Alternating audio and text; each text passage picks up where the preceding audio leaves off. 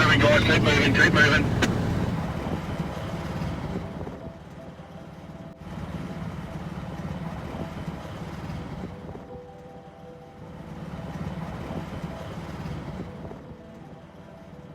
Oh, it's just extreme. The damage is extreme. You can see from the poles that are on the ground and the conductor on the ground that, yeah, I haven't seen anything like it before.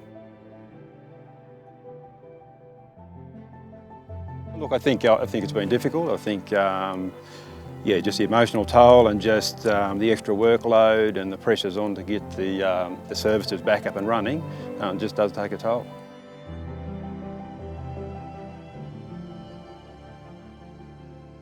Basically each pole is 4 tonnes each, which is much taller and much stronger. So basically it's just a complete changeover with a bigger, stronger steel pole, which is less likely to burn in a bushfire as well.